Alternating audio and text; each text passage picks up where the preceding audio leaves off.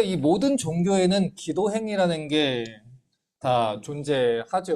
뭐 지난번에 보니까 뭐 여기 달라스 지역 내에서도 분수 같은 거만 보면 거기다가 다 동전 집어넣고 거기다가 소원 비는 사람들도 있고요. 어, 제가 기다려 드릴게요. 빵을 가져가 주십시오, 빨리. 네. 또 어떤 사람들은 천지신명께 기도하고, 또 어떤 사람들은 또 부처님께 기도하기도 하고, 또 어떤 사람들은 알라에게 기도하기도 하고, 그러지요? 자, 그러면은 이 성경이 말하는 기도하고 다른 종교가 말하는 기도의 차이가 무엇인지를 우리가 좀 분명하게 알 필요가 있는 것 같아요. 그래서 먼저 기도라는 단어의 개념을 좀 정리를 좀 해야 되는데, 제가 이 기도에 대해서 설교를 한 20주 하지 않았습니까? 우리 교회는 특별히 또 주기도문을 9주 동안 다 다루었기 때문에 많이 배웠다 생각하지만 제가 가지고 있는 또 하나의 확신은 다 잊어버렸을 것이다. 라는 확신이 있기 때문에 개념을 좀 정리를 할게요. 성경이 이야기하는 기도는 하나님을 아버지로 삼은 성도들이 하늘 아버지와 교제하기 위한 인격적 교제 행위다 라고 할 수 있습니다. 여기에서 포인트는 교제 행위다 라는 데 있어요. 자, 여기 배터리가 없어요. 오늘 굉장히 산만하네요. 자, 죄송합니다. 자, 지난 강의에서 우리가 이제 하나님이 사람을 하나님 형상대로 창조했다는 걸 배웠고요.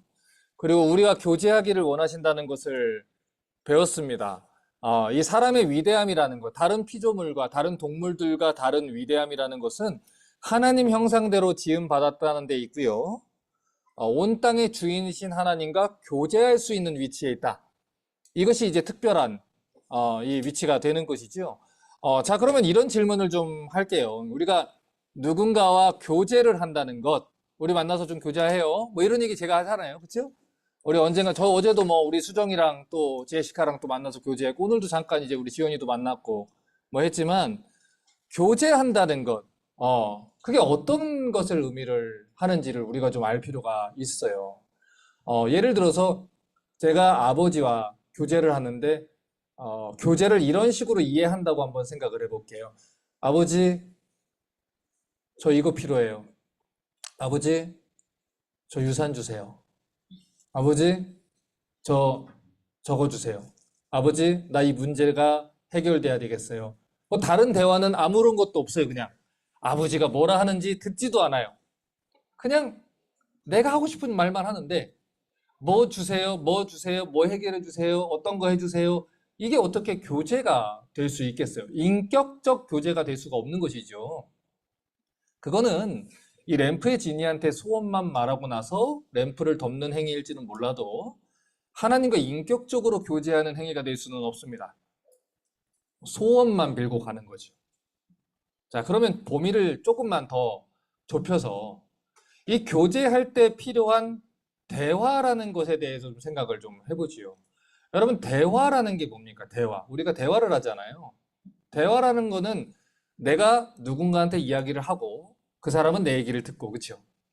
또 그 사람이 얘기하는 걸 내가 듣고, 그래서 서로 리액션이라는 게 있고 또 서로 피드백이라는 게 있는 게 대화죠. 서로 교류하고 반응하고 이야기가 오고 가는 것. 이게 대화입니다. 그렇지 않고서 누군가의 이야기는 전혀 듣지 않고 내 할 말만 확 쏟고 가는 거를 대화라고 하지 않아요. 그건 뭐 독백이라고 한다든지 아니면 뭐 연설이라고 할 수는 있어도 대화라고 하지 않습니다. 그런데 우리가 누군가 교제를 한다는 것에는 반드시 대화라는 요소가 포함되게 되어 있어요. 그러니까 기도를 인격적으로 교제하는 것이다 라고 이해를 한다면 이제 이해가 조금 쉽다는 것이죠. 예를 들어서 우리가 누군가와 가까운 관계를 가지고 가깝게 교제하기 위해서는 어떻게 해야 됩니까? 그 사람과 대화를 해야 되고 만나야 되고 이야기를 나눠야 되고 또 카톡도 하고 전화도 하고 얼굴 보면서 밥도 먹고 그 사람의 생각을 듣기도 하고 나의 생각을 이야기도 하고 그러면서 교제가 깊어지는 것이죠. 우리 한국 사람들이 그런 말이 있잖아요. 밥정은 무시 못한다고. 밥정이 무섭다. 우리가 식구라는 거, 같이 밥을 먹고 있는 구성원이라는 거 아니겠습니까? 이 식구라는 거 같이 밥 먹고 같이 이야기 나누고 같이 교제하고 그런 가운데서 정이 들게 되고 또 이해를 하게 되고 그렇게 교제를 하는 것이지요. 그래서 우리가 하나님과 교제를 하는 것도 이런 같은 개념을 가지고 좀 짚어보면 이해가 쉬울 것 같은 거예요. 하나님과 교제하기 위해서는 첫 번째, 시간을 내서 지속적으로 만나야 된다. 두 번째는 대화하는 시간을 가져야 된다.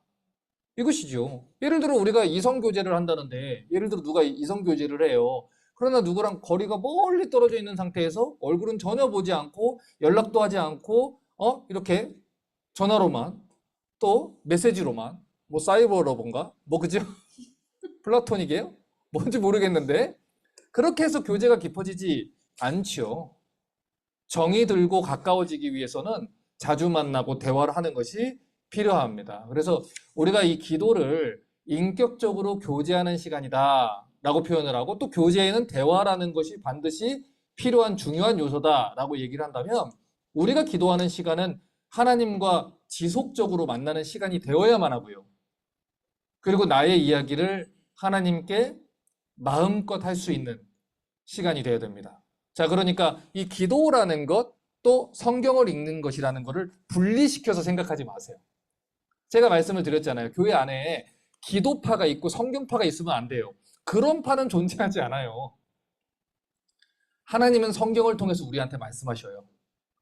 그리고 우리는 하나님 말씀을 듣고 하나님 앞에 기도함으로 나아가는 것입니다. 하나님 말씀을 들었는데 아빠는 나한테 이야기했는데 아빠 저는 아직 이걸 못하겠어요. 또는 아빠 저는 이게 조금 힘들어요. 아빠는 이렇게 얘기했는데 나는 이게 조금 필요한 것 같아요. 이렇게 이야기를 하는 것이죠. 제가 최근에 이제 저희 예슬이가 저한테 조용히 부탁을 하더라고요. 이제 학교를 가는데 아빠 내가 운동을 좀 해야 될 것 같아요. 아빠 저를 운동할 때 좀 데려가 줄 수 있어요? 그래서 제가 원대로 해주마. 제가 계속 데리고 갑니다. 오늘은 좀 힘들 것 같은데 그러면 내가 막 그냥 데리고 가서 운동 계속 시켜요. 그런데 정말 좋은 점이 뭐가 있냐면 오고 가는 차 속에서 딸과 아빠가 오롯이 대화를 할 수 있는 거예요. 그래서 저랑 제 아내랑 이제 우리가 같이 밖에 나가서 밥을 먹는 경우가 있지 않습니까?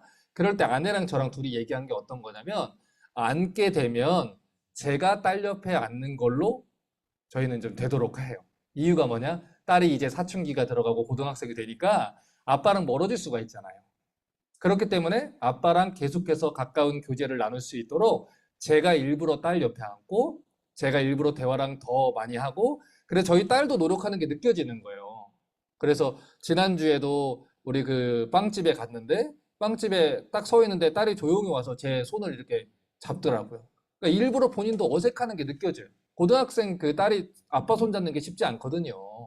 그런데 와서 일부러 아빠 손을 잡아주고 그리고 얘기를 나누고 또 필요한 게 있으면 또 얘기를 하기도 하고 그런 것이 이제 교제를 나누는 것이지요. 자, 그러면 이제 한 걸음 조금 더 깊이 좀 들어가 볼게요. 자, 203페이지를 보시면 제가 올바르게 구하는 것이라는 단락을 이제 적어 놨어요. 지금까지 말했듯이 기도는 하나님과의 대화고요. 만남이고요. 또 교제지요. 그런데 그렇다고 해서 기도에 간구의 요소가 없다는 말은 아닙니다. 간절히 구한다는 뜻이죠. 그러니까 성경이 말하는 기도의 개념에는요, 여러분 분명히 간구의 요소가 있어요. 그러면 우리가 우리 아버지 어머니한테 뭐 어렸을 때도 뭐 사주세요, 나 어디 가고 싶어요, 데려가 주세요 안 합니까? 우리가 아버지한테 하잖아요. 그런 것처럼 간구의 요소는 분명히 있고요. 우리는 연약한 존재이기 때문에 당연히 하나님을 의지하고 도움을 구할 수밖에 없습니다. 그래서 우리 아버지 되시는 하나님께 여러 가지를 구하는 것은 굉장히 자연스러운 것이고요. 당연한 거예요. 그런데 우리가 알아야 되는 건 성경이 이야기하는 기도는 간구 자체가 목적이 되지는 않는다. 기도의 요소가 100% 간구, 기도는 간구다. 이렇게 할 수는 없다는 거예요. 기도라는 것에 간절히 구하는 요소가 있는 것은 맞지만 기도는 100% 그냥 간절히 구하는 것이다 라고 얘기하면 다른 종교와 우리는 차이가 없어요. 그럼 간절히 구할 거면 불상 앞에 간절히 구하는 것. 이게 기도. 그럼 우리랑 무슨 차이가 있겠습니까? 그렇죠? 그래서 기도가 무엇이냐? 또 어떻게 기도해야 되느냐? 이것을 가르쳐 주기 위해서 우리 예수님께서 무엇을 가르쳐 주셨어요? 주기도문을 우리에게 가르쳐 주셨습니다. 그래서 이 주기도문이라는 뜻은 주님께서 가르쳐 주신 기도란 뜻이죠. 그러니까 예수님의 제자들이 예수님한테 찾아와가지고 예수님, 요한이 제자들한테 기도를 가르쳐 준 것처럼 우리에게도 기도를 가르쳐 주세요.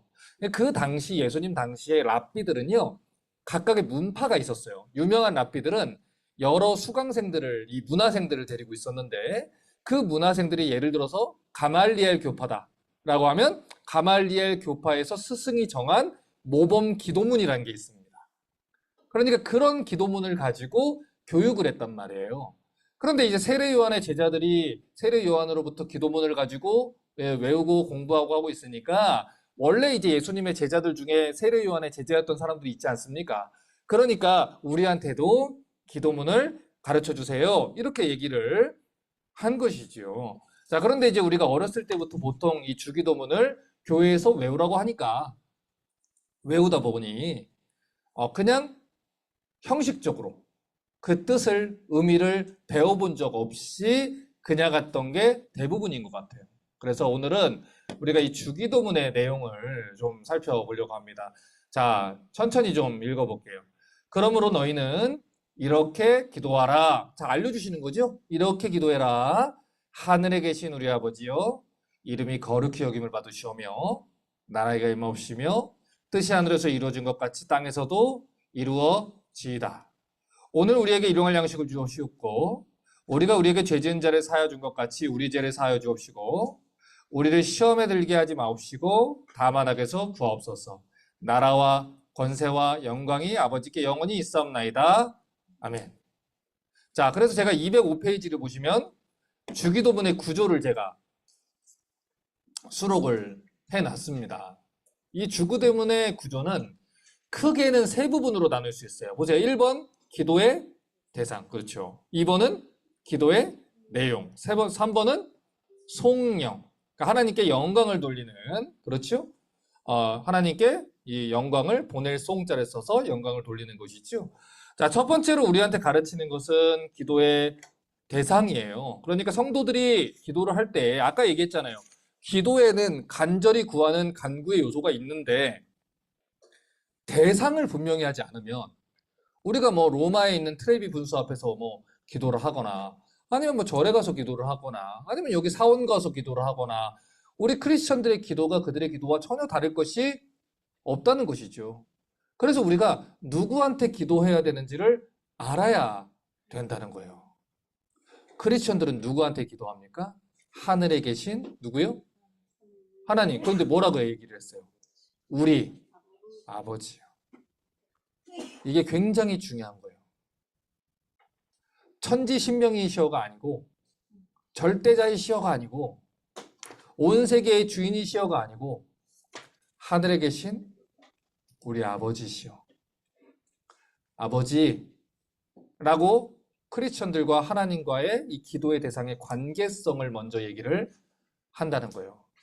그래서 이 주기도문을 살펴볼 때 이 주기도문 바로 앞에 있는 마태복음 6장 7절과 8절을 좀 보시는 게 중요해요. 또 기도할 때 이방인과 같이 중언부언하지 말라. 자, 책을 못 찾으신 분들은 여기 보시면 되고요. 페이지 수는 거기 보면 하얀색으로 제가 206페이지 써 있죠? 거기 보시면 찾을 수 있습니다. 그들은 말을 많이 해야 들으실 줄 생각하느니라.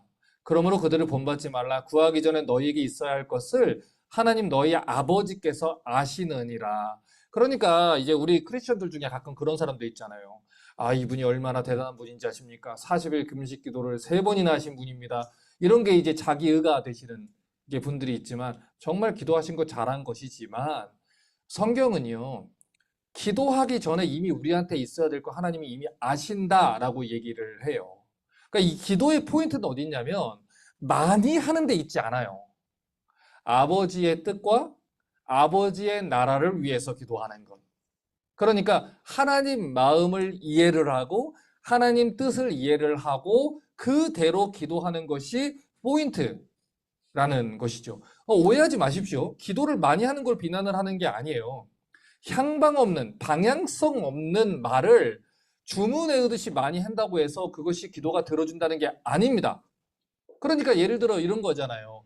우리가 하나님 앞에 계속 기도하면 하루 안 되면 이틀, 이틀 아니면 3일, 3일 안 되면 4일, 야곱이 천사의 그 삿발을 붙들고서 씨름해서 끝까지 버텨가지고 이스라엘의 이름을 받지 않았느냐. 우리 창세기 들으신 분 다 기억나시죠? 그 매 맞은 거라고. 그 생식기 두드러 맞은 거라고. 내가 너 끊어버릴 거야 라고 하는 경고라고. 그래서 울면서 애를 애원했다 그랬잖아요. 그 성경 해석이 잘못되면 이렇게 문제가 생기는 거예요. 여러분, 야곱이 내가 천사와 이겨가지고 그것이 너무 좋았으면 왜 울면서 애원합니까? 그럴 이유가 없지요. 울면서 애원했다는 건 하나님의 경고를 세게 받은 거예요. 그게 무서운 거예요. 그거는 잘못된 표본으로 우리에게 나오는 겁니다. 야곱이 그 기질을 버리지 않고 계속해서 씨름을 했다는 얘기를 하는 것이지요. 그래서 이게 성경은 분명히 얘기했어요.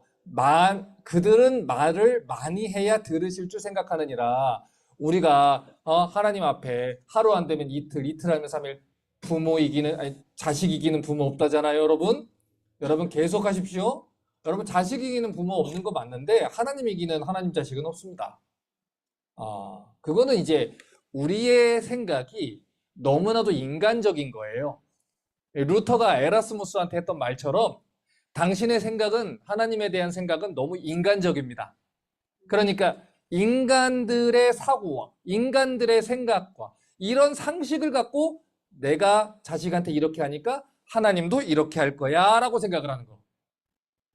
하나님이 자식이 어려움 당하기를 원하겠어? 하나님이 자식이 고난 당하는 걸 원하겠어? 그 하나님이 뭐라고 했습니까? 누구든지 나를 따라오려거든 자기 목숨과 자기 형제와 아내와 자기 모든 것을 버리지 않고 나를 따라올 수가 없다. 자기 십자가를 지고 나를 따라야 된다. 그게 우리 하나님 하신 말씀이거든요. 근데 우리의 하나님에 대한 이해가 너무 인간적이다 보니까 내가 하고 싶은 것을 하기 위해서 기도를 하고 내가 하고 싶은 것을 하기 위해서 하나님을 그 말씀조차 자꾸 바꾸는 거예요. 그래서 우리가 이 주기도문을 알기 전에 제일 먼저 하신 이 말씀을 좀 알아야 됩니다. 하나님을 모르는 이방인들이 알지도 못하는 신들을 향해서 같은 말을 주문 거듯이 반복하는 기도를 할 필요가 없습니다.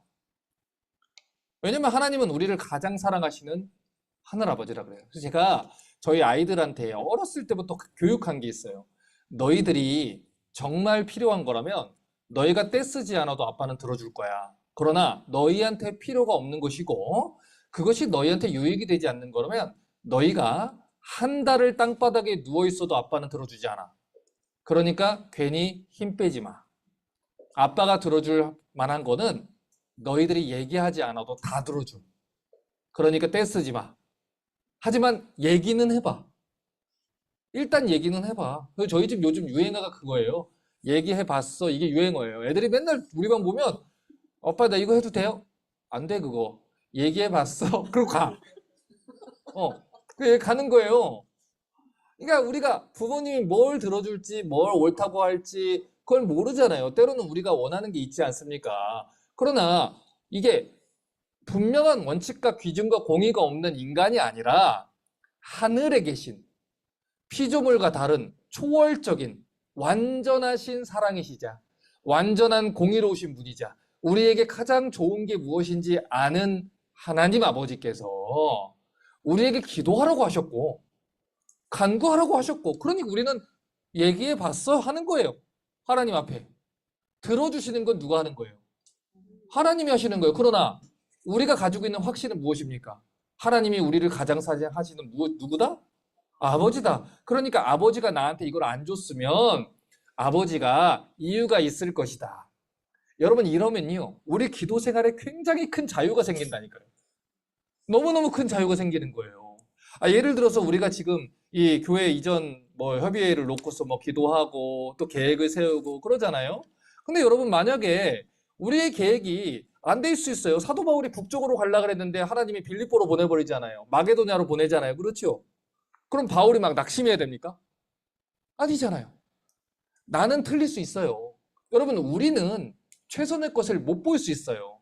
그러나 시간이 다 지나보면 하나님 손바닥이 아닙니다. 결국 우리의 인생 속에서 지난 시간을 되돌아볼 때 한 번도 하나님이 간섭하지 않은 순간이 있나요? 믿음이 자라면 자랄수록 고백하는 게 무엇입니까? 내 인생 항상 어그러지고 망친 것 같고 내가 다 엉망으로 만들 것 같던 그 모든 순간 속에서도 돌아보니 하나님이 그 순간 속에서도 꽃을 피워내셨더라. 그거 아니에요. 그걸 보는 게 믿음이라는 것이고 그러한 이야기를 전파할 수 있는 게 간증이라는 거예요. 그러니까 여러분, 간증과 자기 자랑을 헷갈리지 마세요. 내가 무언가를 해가지고 내가 이렇게 복을 얻었어. 이거는 자기 자랑. 아시겠지요? 그건 자기 자랑이에요. 근데 내가 내 삶 속에서 하나님이 이렇게 일하시는 것을 보았습니다. 여러분, 이렇게 해도 하나님 결국엔 이렇게 역사하십니다. 그러니 하나님 신뢰하십시오. 하나님께 영광 돌리는 것을 우리는 간증이라고 부르는 거예요. 그러니까 우리가 무슨 간증을 할 거면 누가 영광을 받으셔야 돼요? 하나님이 영광을 받으셔야지. 그 강단 위에서 외치고 있는 누군가가 영광을 받는 것은 그건 자기 자랑, 자기 의입니다. 그것으로 하나님이 영광을 받지 않아요. 그래서 여러분이 저는 이 기도 생활 가운데 큰 담대함을 가지셨으면 좋겠어요. 하나님 뜻대로 되는 게 가장 선하다고 믿는다면 때 안 씁니다. 근데 항상 뭐예요? 하나님, 제가 생각할 때는 하나님이 잘못 생각한 것 같은데요. 이 분야는 그래도 제가 조금 더 잘 알지 않을까요? 제가 이거 전문가인데요. 라고 하는 교만한 마음이 있기 때문에 하나님 앞에 그 계획을 인정하지 않는 거예요. 그러니까 우리가 앞날 속에서 여러 가지 계획을 세우지 않습니까? 그렇죠? 그러나 사람이 자기 마음으로 그 계획을 세우고 그 발걸음을 자꾸 걸을지라도 그 걸음을 인도하시는 분은 누구예요? 하나님. 정확히 말하면 걸음을 인도하시는 분은 누구다? 여호와니라. 여호와는 언제 쓴다 그랬어요? 약속을 주시고 그 약속을 성취하시는 하나님이라는 거예요. 하나님이 여러분의 삶 속에서 약속을 주셨단 말이에요. 뭐예요? 하나님이 이 예수 그리스도를 통해 여러분을 구원하시고 그를 통해서 그의 영광스러운 모습까지 자라게 하는 것. 그게 하나님의 목표예요. 하나님은 여러분이 어떤 직업을 갖고 있는지 그게 별로 중요하지 않습니다. 하나님은 여러분이 어디 가서 사는지 그거 별로 중요하지 않습니다. 하나님은 여러분이 어떤 직업을 갖는지 어떤 대학을 나왔는지 그거 전혀 중요하지 않아요. 하나님한테는. 하나님이 주려고 하면 다 줄 수 있거든요. 그러나 하나님이 우리에게 주시는 것은 가장 중요한 것은 내가 하나님의 모습대로 예수님의 형상대로 그렇게 자라가는 거예요. 자라갑니다. 그래서 우리를 가장 사랑하시는 하늘 아버지께, 하늘에 계시는 아버지께 기도하는 것이다. 이런 걸 여러분이 좀 아셔야 될 것 같아요. 그러나 아까도 잠깐 말씀드렸듯이 우리의 이 하나님에 대한 이해는 너무나도 인간적이다. 그래서 우리가 가지고 있는 어떤 가장 큰 실수가 무엇입니까? 육신의 아버지를 보면서 하늘 아버지를 생각하는 거예요. 그래서 저도 하늘 아버지가 때로는 너무 다가가기 힘든 거죠. 때로는 서운하기도 하고, 때로는 좀 무섭기도 하고, 때로는 야속하기도 하고, 때로는 나한테 너무 가혹하기도 하고, 나는 언제나 무엇인가를 늘 나는 언제나 착한 아이, 늘 무엇인가 대단한 걸 해야 하는 아이, 무엇인가 늘 손해봐도 난 예수 믿는 사람이니까, 나는 목사니까 견뎌내야 하는 아이, 그렇지 않으면은 내가 예수 믿는 사람으로 내가 목사인데 이러면 되느냐라는 다그침을 받는 아이. 왜냐면 우리 아버지는 늘 그랬으니까. 늘 해야 되는. 그러니까 예를 들어 저희 누님은 저보다 6살이 많단 말이에요. 그런데도 제가 이 24살 때부터 전도사 사역을 했으니까. 그러면 6살이 많으면 당연히 무슨 문제가 있어서 왔고 객관적으로 봐도 이건 누나가 잘못한 일이면 누님을 먼저 혼내고 질서를 잡아야 되는데 저희 집에서는 언제나 박 전도사 실망했다가 먼저 나왔어요. 언제나. 언제나. 그러다 보니까 나는 전도사니까 목사니까 라는 그런 어떤 무게와 부담감과 그 마귀가 율법으로 속이는 그런 것들이 늘 있었다는 거예요. 네, 그러다가 제가 누구를 만나요? 다윗을 만나요. 다윗이 하나님 앞에 뭐라고 기도합니까? 내 원수들의 혓바닥을 뽑아주소서. 이걸 보는 거예요. 아니, 어떻게 저런 기도를. 아니, 그게 왜 성경에? 너무 놀라는 것이지요. 근데 왜 그 기도를 하나님이 성경에 놓으셨을까요?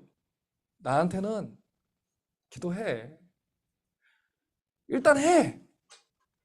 그걸 뽑아주든 안 뽑아주든 그건 하나님이 하실 거고, 그건 하나님이 하실 거예요. 원수가 없는 것은 내게 있으니 내가 갚으리라. 하나님이 하실 거예요. 그러나 나한테는 해야지. 아빠한테는 해야지. 아빠, 나 속상했어요. 아빠, 나 힘들었어요. 아빠, 나 어려웠어요. 나는 아빠 아들로 잘 살아보려고 했는데 세상이 너무 쉽지 않아요. 하나님 말씀대로 뜻대로 살아보려고 하는데 너무 무거워요. 하나님 어떻게 해야 돼요? 할 때 하나님한테 얘기하지 못하면 어떻게 하겠어요? 그렇기 때문에 이 사실이 굉장히 중요한 거예요. 우리가 이 하나님과의 관계를 바로 안다면, 하나님이 나를 얼마나 귀하게 여긴다라는 걸 안다면 길에 들어 눕지도 않을 거고요. 밥 안 먹고 땡깡을 펴서라도 얻어내겠다는, 또는 나는 하나님께 삐져가지고 더 이상 기도 안 한다, 교회 안 나가겠다 하는 말은 없을 겁니다. 그래서 우리가 하나님께 기도를 한다는 것에는 신뢰가 들어가 있는 거예요. 내 하나님이 내 기도를 듣고 계신다. 이게 부부가 오래 살다 보면 신뢰가 자꾸 생기잖아요. 물론 모든 부부가 그러진 않아요. 많은 대화를 하고 교제를 하는 부부가 그렇지만, 저는 요즘에 이제 저랑 아내랑 대화를 이렇게 하면서 저희 아내와 저의 대화가 조금 더 깊어짐을 느껴요. 그래서 저는 요즘에 어떤 거를 제가 자꾸 하냐면, 아내를 신뢰를 하고 내가 지금 걱정하는 내용을 쉐어를 해요. 사실 전에는 그 얘기를 못 했어요. 왜냐면 가장이니까, 또 목사니까. 그러니까 가장 강하고 믿음 있는 모습을 보여야 된다는 어떤 부담감. 늘 리더의 자리에 있어서 늘 언제나 그걸 해야 된다는 부담감. 그런 게 있었던 것 같아요. 근데 어느 날 어떤 이제 목사님을 한번 만났는데, 그 목사님이 저를 되게 가련하게 보는 거예요. 그러면서 저한테 한마디 충고를 해주더라고요. 제가 그걸 받았어요. 근데 뭐라고 하시냐면, 목사님은 너무 목회를 멋있게 하려 그래. 조금만 더 자유로웠으면 좋겠어. 라고 하는 거예요. 그러니까 아빠니까 목사니까 어떤 이런 부담감. 얘기를 못 하잖아요. 내 생각에 이런 생각이 들었어. 이래서 못했어. 심지어 하나님한테도 못하는 것이지요. 근데 그러다 보니까 내가 혼자 끙끙 앓고 병들고, 우리 중에 아마 그런 사람들 많을 거예요. 특별히 이제 장로교 배경을 가지는 사람들은요, 그런 게 심해요. 장로교는 도덕주의가 강한데 율법주의가 강하단 말이에요. 집사가 이러면 돼. 목사가 이러면 돼. 이런 게 되게 굉장히 강하단 말이에요. 그러니까 우리는 그걸 할 수가 없는 거예요. 언제나. 근데 제가 그런 것들을 아내랑 쉐어를 하기 시작했어요. 계속해서. 나는 이런 게 지금 내가 무서운가 봐.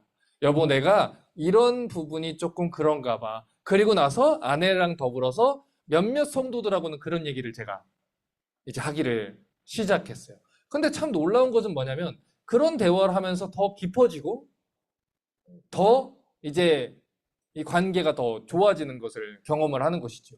그래서 우리의 기도 생활을 조금 생각을 해봤으면 좋겠는 거예요.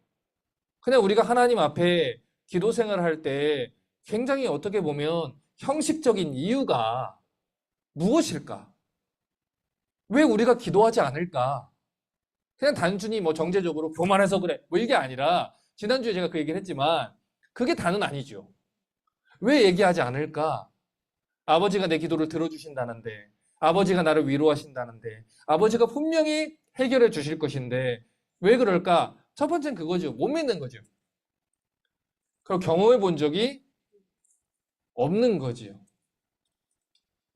그래서 우리한테 어떻게 해야 되는 거예요? 시험에 들지 않도록 깨어서 뭐 해야 돼요? 기도해야 돼요. 우리 육신은요, 약합니다. 우리 육신은요, 계속 시험에 들 수밖에 없어요. 그래서 우리는 기도해야 돼요. 계속해서 기도를 해야 되는 거예요. 누구한테요? 하늘에 계신 우리 아버지한테. 근데 보세요. 성경이 우리 아버지를 하늘에 계신 분이라고 하잖아요.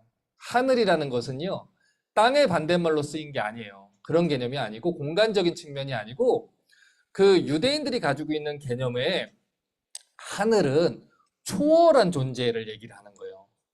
그러니까 이 땅에 있는 피조물들 말고 초월자, 초월적인 존재를 얘기를 하는 겁니다. 보세요. 아무리 우리가 기도를 해도 아빠는 해줄 수 있는 게 한계가 있단 말이에요. 일단 아빠한테 얘기해봐. 한다고 해서 제가 다 들어줄 수 있는 거는 아니잖아요. 해줄 수 있는 게 있고 못 해주는 게 있잖아요. 인간은 한계가 있단 말이에요. 그러나 하늘에 계신 분이기 때문에 하늘에 계신 분에게는 한계가 있어요, 없어요? 없어요. 그래서 우리 육신의 아버지들은 때가 되면 죽어요. 우리는 평생 지켜줄 수 없어요. 그래서 제가 여러분한테 계속 뭘 자꾸 부탁을 합니까? 우리가 자녀들한테 남겨줄 수 있는 것은요. 여러분, 신앙과 하나님 손바닥밖에 없다니까요. 내가 내 자녀한테 연금을 뭐 많이 물려주고 집을 사주고 좋은 대학 보내주고 그러면 될 것 같지요. 여러분, 그러면 재벌들이 왜 자살합니까? 왜 돈 많은 연예인들이 자살을 하나요? 왜 모든 걸 다 이룬 것 같은 사람이 무너지나요? 그렇잖아요. 우리가 물려줄 거는 하나님이에요. 하나님에 대한 신앙을 물려주셔야 돼요. 그래서 그 아이들이 어려울 때 부모를 찾는 게 아니라 누구를 찾아야 돼요? 하나님을 찾아야 돼요. 그들이 부모를 찾는다는 것은 무엇을 위해서 찾는 거라면 엄마 같이 기도해 주세요. 라고 하는 거예요, 여러분. 그것을 위해서 찾는 것이지 엄마 해결해 주세요가 아니에요. 근데 거기에서 우리가 이게 자꾸 틀어진단 말이죠. 우리가 자녀들에게 줘야 되는 것은 하나님 손바닥이에요. 하나님의 손을 붙잡을 수 있도록 해주셔야 되는 거예요. 그래서 여러분, 부모님들한테 제가 정말 진심으로 부탁하지만 여러분 스스로 교회에 일주일에 한 번 와가지고 여기에서 뭐 믿음 있는 척하고 예배 드리는 척하고 자식들이 그걸 모르겠습니까? 다 합니다. 우리가 어떻게 무슨 기준을 갖고 세상에서 살아가고 선택하고 하는지 자녀들이 다 보고 있어요. 다 듣고 있어요. 그 우리의 대화들, 행동들, 가치들, 삶을 판단하는 것들, 움직이는 원동력 자식들이 다 한단 말이에요. 그런 가운데서 자녀들에게 물려줘야 되는 것. 우리의 일생 동안 힘써야 된다는 거예요. 여러분, 근데 이 중요성을 너무너무 잘 모르고 간과하시는 분들이 많은 거예요, 여러분. 그래서 지금 이 세대가 이렇게 된 겁니다. 그래서 지금 이 시대의 사람들이 예수를 믿지 않는 거예요. 그래서 지금 이 아이들이 교회를 다니지 않는 거예요. 왜냐면 우리 엄마 아빠가 그렇게 교회를 소중하게 여기지 않았거든요. 그거를 최우선순위다라고 여기지 않았어요. 여러분 오늘 저희 아이들의 성경 일도 끝냈어요. 여러분 이제 아직 안 끝낸 사람은 지금이라도 늦지 않았습니다. 빨리 끝내십시오. 그거 잘 따라가셔서 140일 하고 있잖아요. 여러분 방학 동안 성경만 읽었네라고 하더라고요.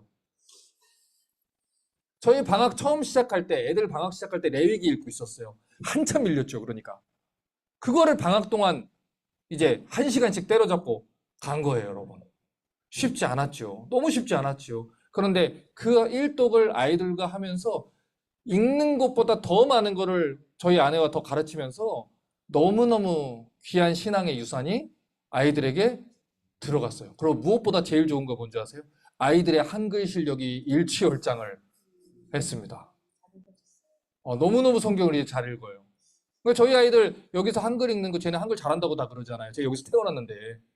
그렇잖아요. 여러분 성경 같이 읽으셔요. 읽으시면 되는 거예요. 그런데 뭐예요? 기도, 성경 읽는 건 지난주에 말했듯이 효율이 없잖아요. 여기에서 당장에 돈 벌고 학교 공부하면 좋은 대학 가고 좋은 직장 가고 연봉 올라가고 하면 효율이 있는데 지금 당장 성경 읽어도 아이들과 성경 읽어도 뭔가 효율적으로 바뀌는 게 없지 않습니까? 그러니까 여기에 투자하지 않아요. 그러나 이게 보이지 않는 자산, 신앙에 투자하셔야 되고 아이들 앞에서 기도하는 부모 되주셔야 되고 기도 하나님을 의지하는 부모가 되주셔야 아이들이 환난 당할 때 누구를 찾아요? 하나님을 찾는 거예요. 여러분 이거는 너무너무 중요한 말씀이에요. 그래서 사실 오늘날 이 이민사회 교회들이 젊은 세대들을 자꾸 붙잡기 위해서 뭐 유치원, 수학 공부방, 코딩방, 뭐 기독교 학교 다 좋죠. 있으면 젊은 세대들이 막 몰려와요. 그러면 방과 후에 학교를 막 만든다 그럼 막 몰려와요. 그러나 여러분 교회가 지금 그 아이들을 위해서 해줘야 되는 거는요. 여러분 방과 후 학부모들 같이 와서 기도해야 돼요. 아이들 위해서 기도하고 아이들 말씀 배우게 하고 여러분 그렇잖아요? 거기에 우리가 시간을 써야죠. 가치를 아는 사람은 그것을 하지 않겠습니까? 이것을 우리 성도들이 공감을 하고 같이 걸어갔으면 좋겠어요. 205페이지 다시 볼게요. 자, 이 주기도문의 구조가 세 개로 나뉠 수 있어요. 그런데 그 중에서도 이 내용 부분을 이제 들어가 보죠. 대상은 봤으니까. 이 내용이요. 하나님과 관계된 세 가지 기도로 나뉘고요. 또 우리와 관계된 세 가지 기도로 나눠집니다. 그래서 예수님께서는 이 기도의 내용을 통해서 우리가 무엇을 위해서 기도해야 되는지 이미 가르쳐 주셨어요. 자, 그러면 먼저 하나님과 관련된 기도를 보겠습니다. 자, 제일 먼저 기도해야 되는 내용이 뭡니까? 하나님의 이름이 거룩히 여김을 받게 해달라. 아버지 이름이 거룩하게 여김을 받게 해달라. 이거예요. 이 거룩하다라는 것은 구별되다라는 뜻이라고 했잖아요. 그렇죠? 그러면 하나님이 무엇과 구별된 분입니까? 창세기 1장 1절 이렇게 얘기했어요. 태초에 하나님이 천지를 창조하시니라. 자, 출애굽기 3장 13절에서 하나님이 자기를 가리켜서 뭐라 그랬어요? 나는 스스로 있는 자니라. 무슨 뜻이라고 했죠? 나는 피조물과 다르다. 이런 얘기를 했잖아요. 나는 스스로 있는 자다. 하나님은 피조물과 구별되신 분이라서 세상의 어떤 형상으로도 하나님 형상을 만들어낼 수도 없고 세상의 어떤 것도 하나님과 같이 될 수가 없어요. 그래서 성경이 어떤 형상으로도 우상을 만들어서는 안 된다라고 얘기를 하지 않습니까? 그렇기 때문에 아버지 이름을 거룩하게 하옵시며 라는 기도는 하나님이 피조물과 구별된 분이다 라는 걸 인정하라는 거예요. 다시 말해 하나님을 하나님으로 대접하라. 이 뜻입니다. 그렇게 하고 기도를 하라는 것이죠. 자, 다음으로 다시 볼게요. 두 번째로 기도해야 되는 게 뭡니까? 하나님 나라를 위한 기도라는 거예요. 자, 우리 국가의 3요소를 계속 얘기했지만 국가를 이루는 3요소가 국민, 영토, 주권이라 그랬잖아요. 그 중에서 제일 중요한 게 뭐라고요? 주권이라고요. 예를 들어서 일제식민지 시대 때 그때도 우리나라 땅은 있었고 우리나라 백성들도 있었지만 나라를 뺏겼다 그랬잖아요. 이유가 뭡니까? 주권을 빼앗겼으니까. 그런 거예요. 그러니까 하나님 나라 개념도 이런 선상에서 이해를 하셔야 되는데 하나님 나라는 그 주권을 누가 가지고 계십니까? 하나님이 다스려야 되는 거예요. 하나님이 통치하시는 나라. 그게 하나님 나라라고요. 그러면 하나님 나라는 이 통치는 어디에서 이루어집니까? 하나님 나라는 여기에 있다. 또는 저기 있다. 할 수 없다고 했어요. 그럼 하나님 나라는 어디 있느니라? 너희 안에 있느니라. 이렇게 얘기를 했단 말이에요. 그러니까 하나님의 나라는 하나님 백성들에게 예수 그리스도를 주와 그리스도로 고백한 성도들에게 이루어진다는 거예요. 그래서 아버지 나라가 임하옵시며 라는 기도는 이 땅의 성도들에게 또 교회들에게 각각의 성도들의 그 삶 속에서 하나님의 통치가 온전하게 이루어지는 기도를 하는 겁니다. 각자 소견에 오는 대로 기도하는 게 아니고요. 하나님과 같이 돼서 자기 멋대로 자기 인생의 주권을 가지고 사는 게 아니고요. 하나님 주권을 인정해서 하나님 통치에 순종하고 내 뜻은 이렇지만 하나님 말씀은 이렇게 말씀하셨으니까 나는 그렇게 하겠습니다 라고 기도하는 게 하나님 주권을 인정하는 기도라는 거예요. 그게 하나님 나라를 위한 기도입니다. 그래서 이 성도들의 모든 삶은 하나님 나라를 위해서 사는 거예요. 우리가 이사야 52장 7절을 우리 살펴봤었지만 하나님께서 통치하신다. 이게 복음 아닙니까? 그러니까 우리 삶 속에 하나님 나라가 임했다라는 건 어떤 뜻이에요? 내 옛사람의 성품과 습성과 사고방식은 이렇지만 하나님이 이렇게 말씀하셨으니까 나는 그렇게 합니다. 이게 하나님 나라 백성들의 삶의 방식이라는 거예요. 그래서 이것을 놓고서 기도하라고요. 기도하라는 거예요. 우리 마음에 그럴 마음이 없으니까 기도하라는 거예요. 우리가 하나님 뜻에 순종할 마음이 없으니까 기도하라는 거예요. 그래서 제가 기도는 뭐라 그랬어요? 내 말을 늘어놓는 게 아니라 하나님 말씀에 설득되어지는 과정이라 그랬잖아요. 우리가 대화를 하면서 어떻게 됩니까? 조율을 하잖아요, 서로. 그런 것처럼 기도할 때 하나님 나는 이렇게 했는데 하나님 오늘 하나님 말씀에 목사님을 통해서 설교를 하시는데 오늘 이렇게 말씀하시니까 내가 내 마음에 저 인간을 용서할 마음이 요만큼도 들지는 않지만 용서하겠습니다. 예를 들어서 아내들아 남편을 존경하기를, 그렇죠? 교회가 그리스도가 교회의 머리 되신 것처럼 존경하고 순종해라 라고 얘기했잖아요. 그럼 우리는 어김없이 어떻게 됩니까?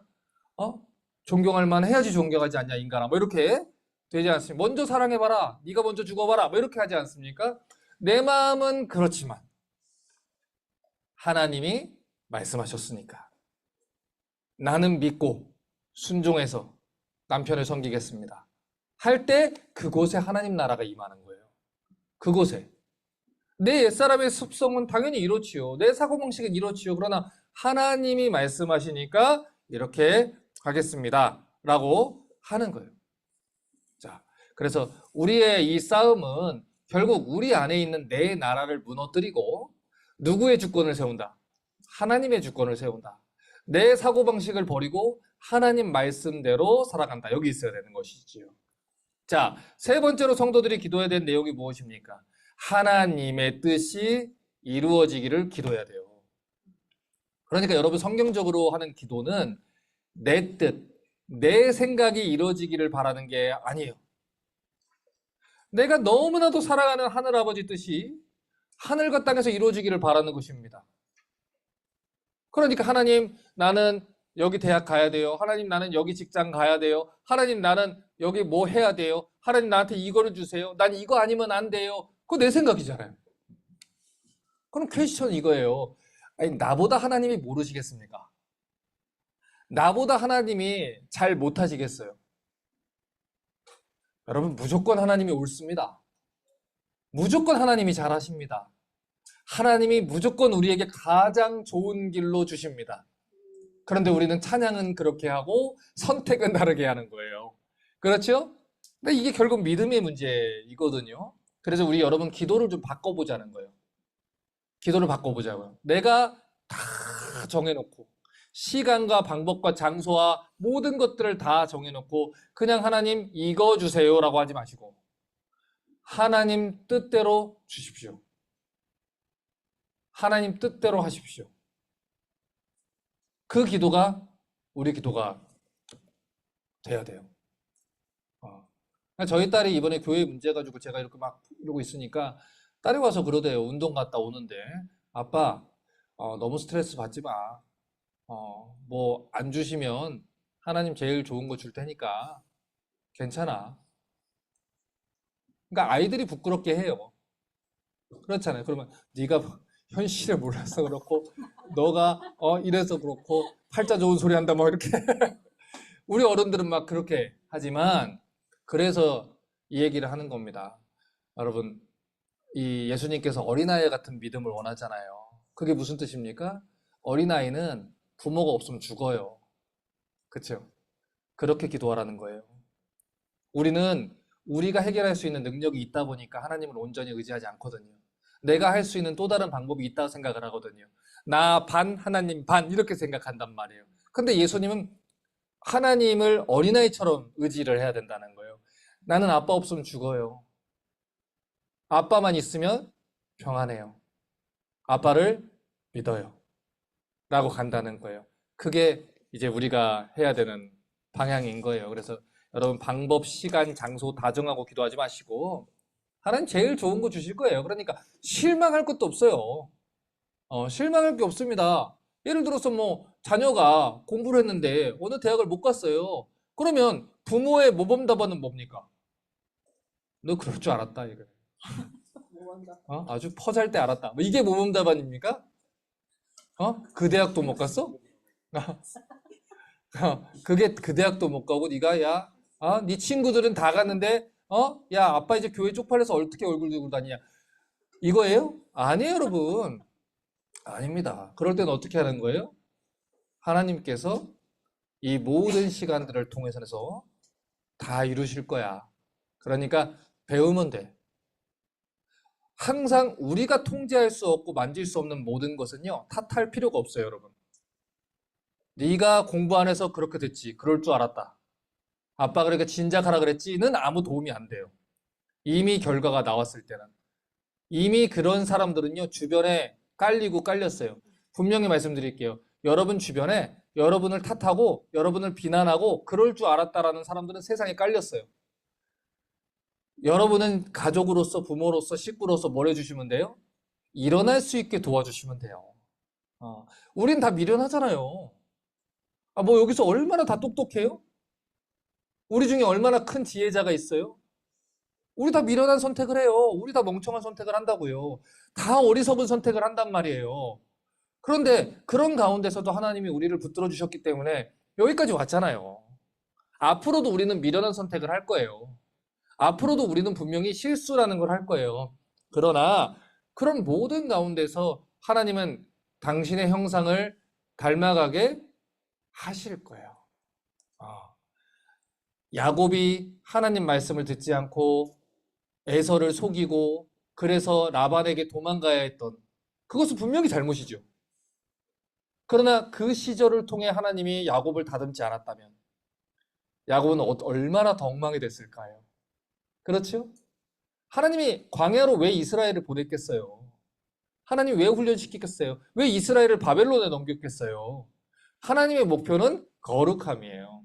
거룩함. 그래서 때로는 인생의 어려운 순간을 해서 넘어지는 사람이 있을 거예요. 넘어진 사람은 짓밟는 게 아니에요. 그거는 고약한 일이에요. 그런 거 하지 마셔요. 넘어지지 말라고. 그러지 말라고. 도와줄 거 아니면 뭐라 하지 마요. 그러나 넘어진 사람들은 일으켜줘야지. 왜 넘어진 사람을 조롱을 합니까? 일으켜줘야지. 힘내줘야지. 다른 사람들은 다 그럴 수 있어도 힘내줘야지. 그렇죠? 아픈 애는 때리는 게 아니에요, 여러분. 아니라고요, 여러분. 가르쳐줘야지. 그렇죠? 우리는 너그러워야 할 때는 가혹하고, 그죠? 가혹해야 되는 자신한테는 너그럽고, 뭐 그런 것이 조금 있습니다. 그래서 우리가 하나님의 마음을 가지고 기도하는 부모가 되는 동시에 또 하나님의 마음을 가지고 또 자녀들이 기도할 수 있도록 괜찮아, 기도해. 그렇게 가르칠 수 있는 부모들이 좀 되시면 좋겠어요. 다음으로 또 보면은 우리와 관계된 기도가 나오죠. 일용할 양식을 달라고 해요. 일용할 양식이 뭡니까? 하루 사용할 것이죠. 근데 우리는 뭐라고 기도해요? 하나님, 저 집 구매하게 해주세요. 그렇죠? 우리 집 부동산 저거 집값이 뛰게 해주십시오. 그렇죠? 월급이 오르게 해주십시오. 뭐 하게 해주십시오. 연금을 준비하게 해주십시오. 80까지 살 수 있도록 해주십시오. 이거 아닙니까? 하나님은요, 일용할 양식을 구하라고 했어요. 80이고 100세고 상관없습니다. 그러니까 우리의 그건 뭐예요? 100세 인생인데 너 지금 그렇게 대비 안 하고 무턱대고 하나님한테 헌신하면 너 거지 된다. 너 그러면 하나님 영광 가리는 거야. 이게 5분 늦은 시계예요. 여러분 이런 얘기 많이 들어봤죠?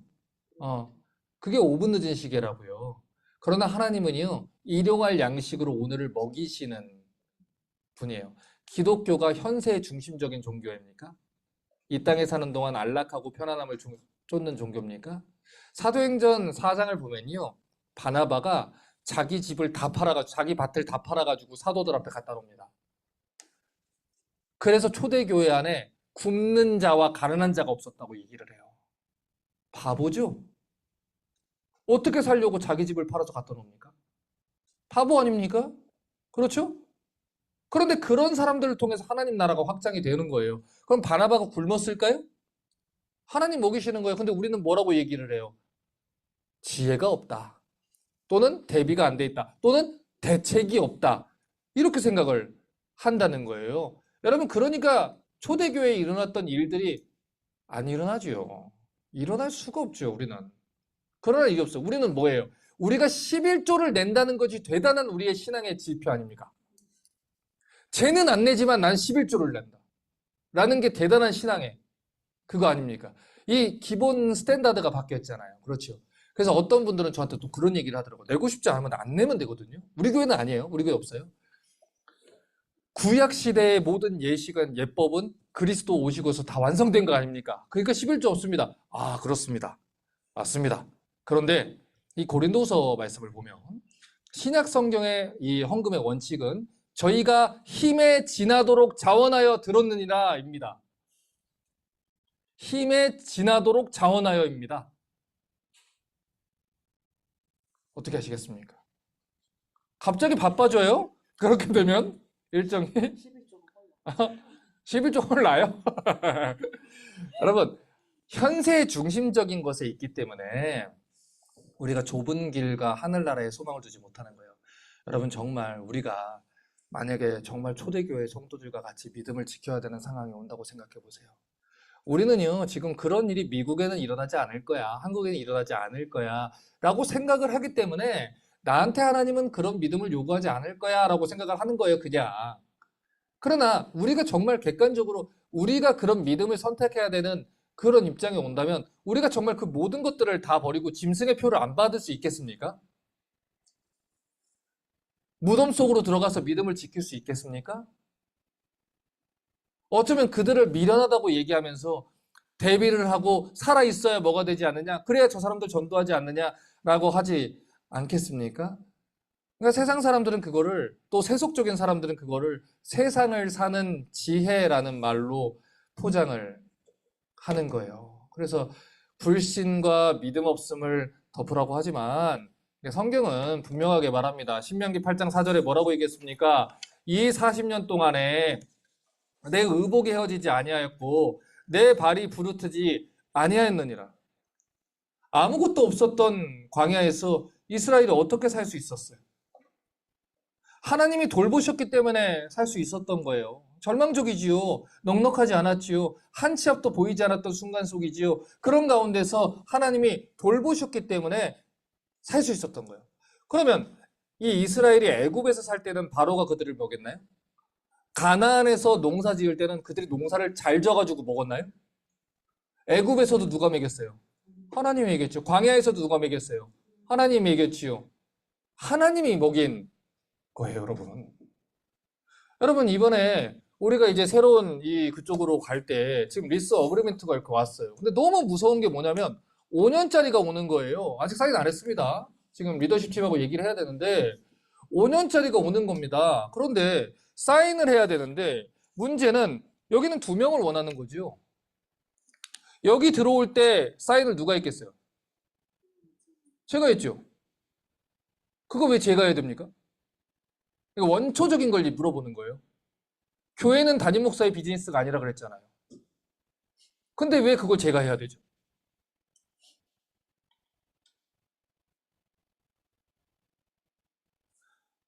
이거는 왜 제가 해야 되죠? 희생 없이 세워지는 교회가 어디 있겠습니까? 헌신 없이 세워지는 교회가 어디 있겠습니까? 내가 하나님 따라서 애굽을 떠나면 가나안에서 죽을 수 있어요. 광야에서 죽을 수 있습니다. 그런 가운데서 리더로 세웁니다. 그런 가운데서 선봉장으로 어떤 특정한 지파, 예를 들어 유다 지파를 앞장서라라고 했습니다. 그러면 유다 지파 사람들이 불만이 안 나올까요?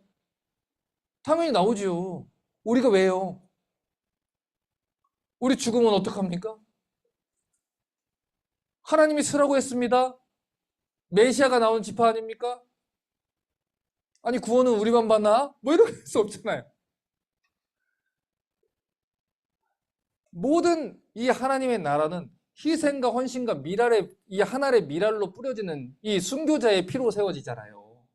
그렇잖아요. 그런 가운데서 교회가 세워지는 거예요. 그러나 분명한 확신이 있어요. 어떤 거냐면 저는 모르겠습니다. 하나님이 나를 먹이신다. 하나님이 날 돌보신다. 저는 분명히 그 확신이 있어요. 저는 그래서 여기다가 사인을 제가 하는 겁니다. 저는 이거 보증 쓰는 게 아니에요. 제가 여러분을 보증 씁니까? 아니에요. 성경에 보증 쓰지 말라 그랬지요. 여러분 가족이 살아갈 집을 계약을 할 때 그걸 보증이라고 합니까? 계약을 한다고 얘기를 하죠. 계약을 쓰는 겁니다. 이 집안의 가장으로서. 그러나 여전히 부담감은 있습니다. 어려운 거예요, 여러분. 목사님이 알아서 하겠지 두면 되겠어요? 아니면 여러분 같이 기도하셔야겠어요? 같이 기도하셔야 되는 거예요. 어려워지면 나는 언제든지 애굽으로 돌아가리라. 그게 아니라 같이 기도하는 거예요. 분명한 확신은 있습니다. 하나님이 일용할 양식으로 우리를 먹일 거예요. 저희 전도사님 가정이 토요일에 저를 찾아왔어요.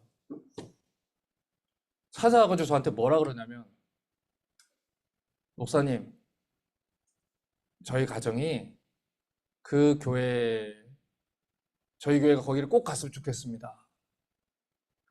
근데 저희 가정까지 사례비를 주시는 게 힘들 것 같아서 저희는 두 부부가 사역을 내려놓고 일을 하면 목사님이 훨씬 더 쉽지 않으실까요? 저희 아내랑 사모님 둘이서 막 둘이서 그때 눈물도 많은 사람들이 막 둘이 얘들은 나 내일 공동회해야 되는데 왜 와가지고 밤에 와가지고 야 공동회 끝내고 와라. 그런데 둘이서 네. 혼자 안 굶긴다. 그 대책 있냐? 없습니다. 일을 구할 겁니다. 그러나 교회를 위해서 제가 일을 하겠습니다. 같이 일하겠습니다. 일하면 같이 하자. 그럼 같이 하자. 또 오버를 그것 때문에 해야 되면 하자. 어려우지만 하자.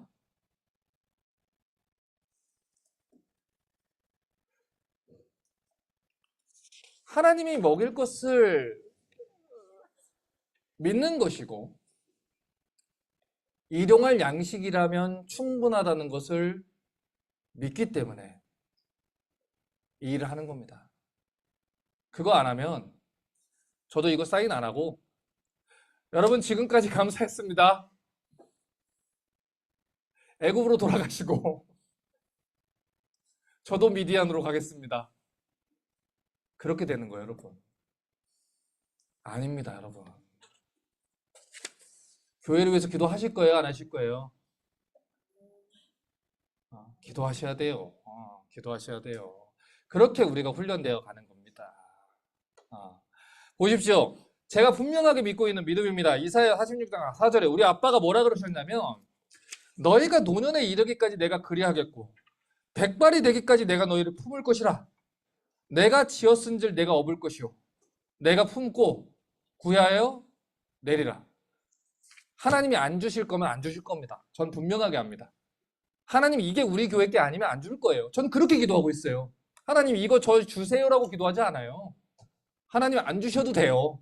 근데 우리 교회가 수리아 안디옥처럼 그 지역으로 가서 한인들을 전도하고 이제 그곳에 있는 사람 수평이동 말고 복음을 전하기 위해서 우리 교회를 사용하기를 원하신다면 보내시고, 아니다, 필요 없다, 여기서도 충분하다, 또는 그냥 여기 있어라 하시면 하시고, 니네 호텔로 가라 그러면 가고, 니네 레크리에이션센터 가라 그러면 가고, 하나님 뜻대로 하소서.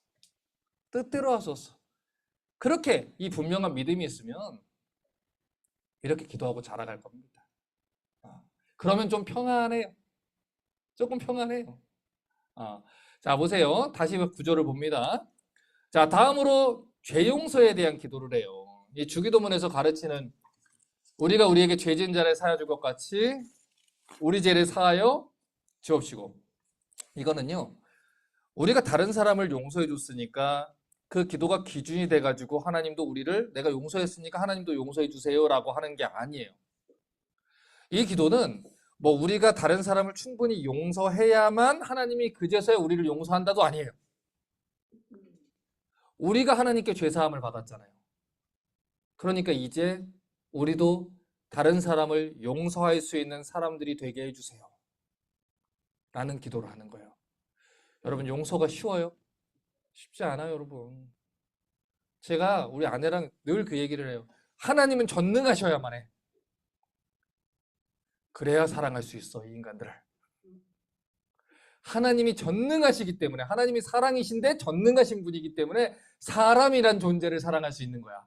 여러분, 우리 사람이라는 존재가 사랑하기가 쉬워요? 쉽지 않아요, 여러분. 쉽지가 않다니까요, 정말. 하루에도 12번씩 여러분 화나죠, 밖에 나가면. 그렇죠? 쉽지가 않아요. 그래서 어떻게 해야 되는 거예요? 기도해야 되는 거예요. 아니, 나한테 잘해준 사람도 사랑하기 쉽지 않은데 내 원수를 사랑하기가 쉽습니까?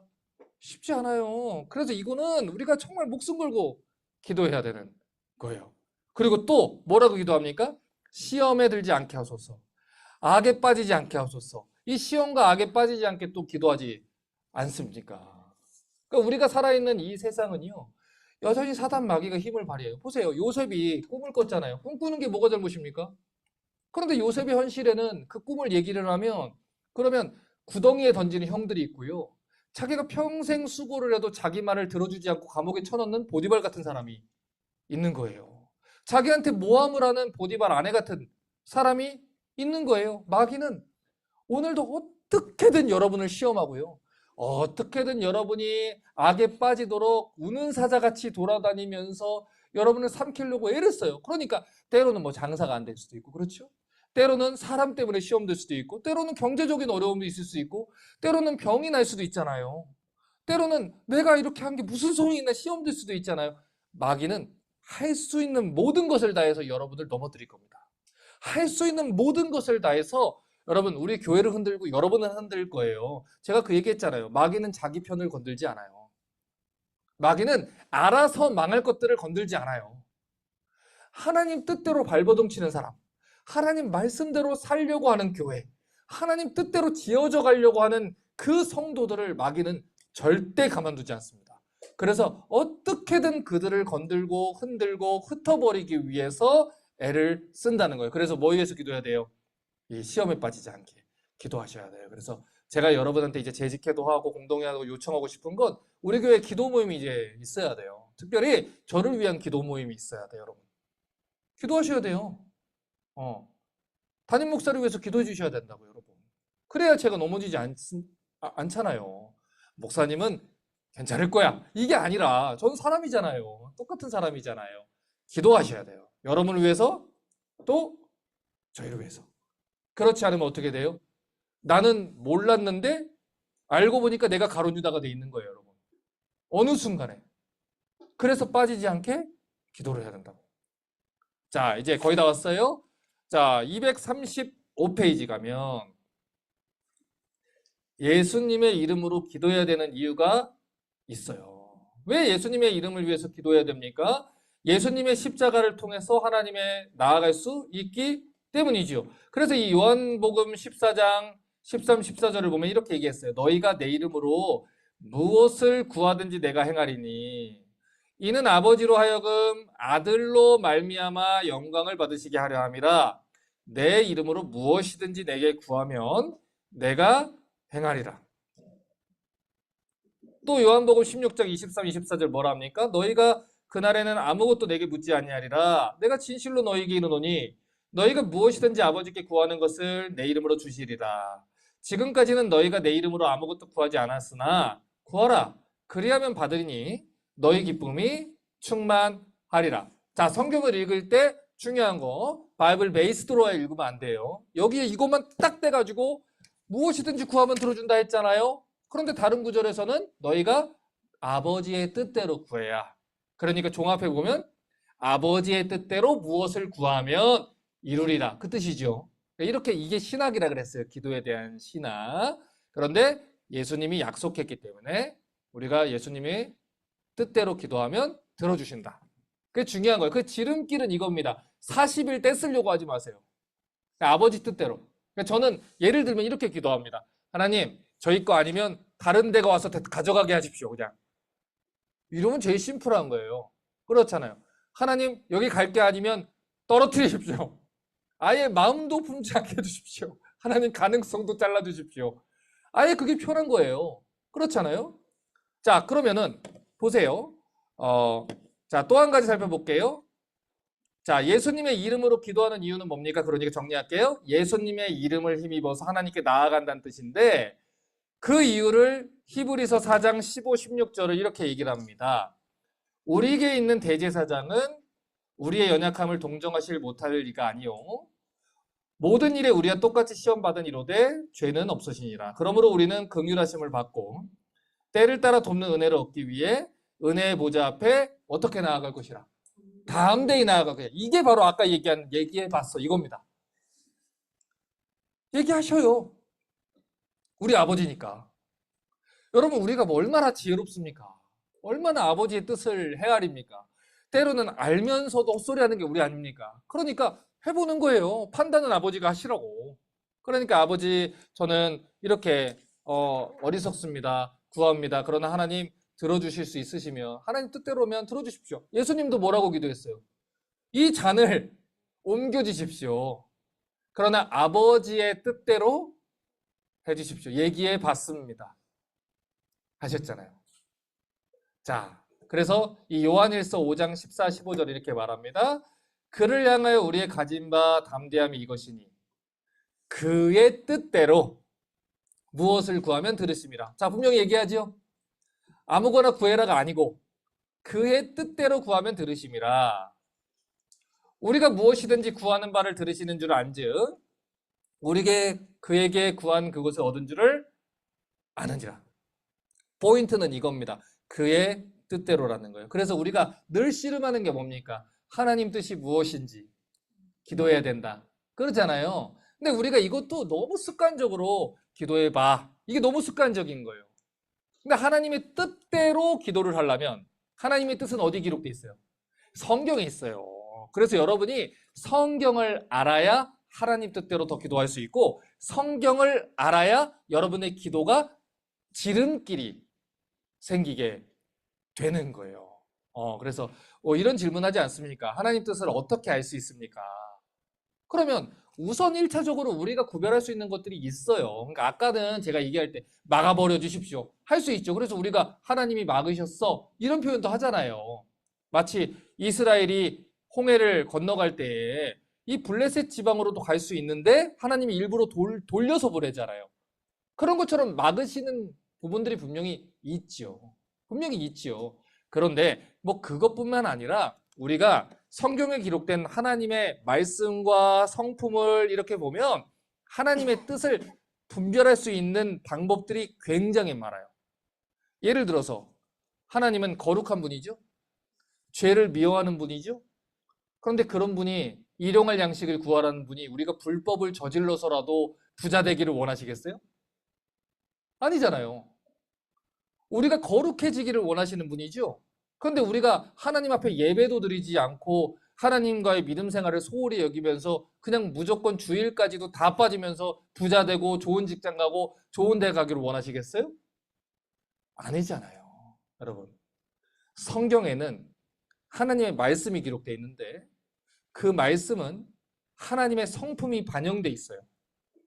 하나님이 뭘 원하시는지, 하나님이 무엇을 바라시는지 성경이 분명하게 얘기를 하고 있다는 거예요. 그런데 간혹 어떤 분들이 왜 계속 기도 시간만 길어집니까? 하나님의 뜻을 모르겠어요. 하나님 뜻을 모르겠어요. 성경을 들으라니까 안 들어요. 그래서 알려주면 뭐라 그래요? 그거는 내가 원하는 하나님 뜻이 아니에요. 그러는 거예요. 그러니까 하나님 뜻을 모르겠어요. 아직 하나님 뜻이 나에게 오지 않았어요. 그것은 내가 원하는 게 아니에요. 결국 내가 하고 싶은 대로 내 뜻, 내 나라를 원하는 것이죠. 그게 아닙니다. 우리가 기도를 할 때 결국 포인트는 어디 있습니까? 하나님 나라와 하나님 뜻을 위해서 기도하는 거예요. 그러니까 때때로 그렇잖아요. 어리석은 기도를 할 수 있어요. 그리고 어린아이일수록 그런 기도를 더 할 수 있지요. 그러나 신앙이 자라가면서 어른이 되어 가는데 예를 들어서 대학생이 됐는데 초콜릿 안 사준다고 울면 됩니까? 안 되잖아요. 예전에 한국에 있을 때 그 핸드폰을 엄마가 1년밖에 안 됐는데 친구들은 다 새 걸로 바꿨는데 안 바꿨다고 옥상에서 떨어뜨렸더니 안 망가져가지고 변기 넣고 내렸다는 애가 있는 거예요. 애들은 그럴 수 있어요. 그렇죠? 애들은. 그런데, 그런데 어른이 돼가지고 그러면 되겠습니까? 근데 우리 지금 그런 일 너무 많다는 거예요. 저 하나님한테 삐졌어요. 제가 예전에 한 자매를 예전에 청년사역 할 때 자매 하나를 상담한 적이 있어요. 그래서 예배를 안 나오겠다는 거예요. 그래서 교회를 안 나오겠다는 거예요. 왜 그러냐? 봉사도 열심히 하고 성교도 많이 가고 하는 자매인데 왜 그러냐? 그랬더니 제가 지금까지 하나님을 위해서 얼마나 헌신했는데 하나님이 나를 결혼을 안 시켜줄 수 있냐고. 나는 삐졌다고. 그러셨어요? 그때 저를 안 만나서 다행이네요. 저는 삐졌다고 안 한다고 그러는 거예요. 그래서 제가 그랬어요. 그러냐? 그래, 알았다. 네가 그렇게 정한다는데 이미 무슨 말을 해도 안 들을 그거니까 뭐라 하겠니? 그래, 알았다. 그래, 그러면 지금부터 열심히 소개팅해라. 점심에도 아침에도 브런치로 한번 만나고 1시 반쯤 한 번 더 만나고 6시쯤에서 만나자. 그래서 한 달이면 90번 만날 수 있으니까 한번 해봐라. 할 수 있는 대로 한번 해봐라. 그랬더니 다음 주에 갑자기 또 봉사를 막 하고 있는 거예요. 어디서. 그래서 너 안 나온다며. 그랬더니 봉사는 계속돼야 됩니다. 그러면서 가는 거예요. 그 뭔지를 모르겠는 거예요. 그러니까 본인이 뭔가 이제 하나님 앞에 이제 삐졌다. 그래서 결국 결혼을 했어요. 결혼을 했어요. 그런데 문제는 그렇게 해서 행복하냐? 그렇지가 않다는 소식을 제가 들은 거예요. 여러분, 그게 해결된다고 행복이 오는 게 아니라니까요. 근데 지금 내가 행복하지 않은 건 돈이 없어서다. 또는 돈이 충분히 없어서다. 내가 행복하지 않은 건 어느 직장을 못 가서다. 내 자식이 어느 대학을 못 가서다. 여러분, 우리 그렇게 해서 자꾸 세속적인 기도들을 자꾸 하지 않습니까? 그게 성경에서 말하는 기도와 너무나 다른데도 우리는 하고 있지 않습니까? 그래서 우린 이거예요. 열쇠를 찾는데 내 열쇠 어디 있어 여보 했으면 나 여기다가 맨날 놔두는데 열쇠가 없어 라고 했으면 어떻게 해야 돼요? 맨날 놔두는데 말고 다른 데를 찾아봐야 될 거 아닙니까? 그러면 내가 지금 내 생각엔 여기 있을 것 같은데 없으면 다른 데를 찾아봐야 될 거 아니에요. 내가 지금까지 내 마음대로 살다가 내 인생이 이렇게 났으면 지금부터는 그러면 하나님 뜻대로 한번 살아봐야 되겠다 라는 터닝 포인트가 있어야 되잖아요. 근데 그걸 안 한 사람이 대표적으로 야곱이라는 사람이라는 거예요. 그러니까 진작 돌아서 왔으면 그 고생을 안 했는데 언제나 그곳에서 숨 쉴만 하면 또 가고 숨 쉴만 하면 또 가고 숨 쉴만 하면 또 가고 그래서 결국에는 어떻게 됩니까? 내 나이가 147세였으나 험악한 인생을 살았습니다 라고 하는 거예요. 그러니까 그런 인생 살면 되겠습니까? 안 되겠지요. 그러니까 하나님 뜻대로 기도하시고 하나님 나라를 위해서 기도하셔서 여러분의 인생 속에서 땡깡 피는 기도가 아니라 하나님 기뻐하시는 기대 속에서 단축되는 기도 생활 하시기를 주님의 이름으로 부탁합니다. 기도합니다. 하나님 주님을 많이 사랑하고 주님을 신뢰하는 기도하게 하시옵소서. 소원을 빌고 간구하는 땡깡으로 끝나는 것이 아니라 주님을 진정 이해하고 주님 뜻에 설득되어져 가는 아름다운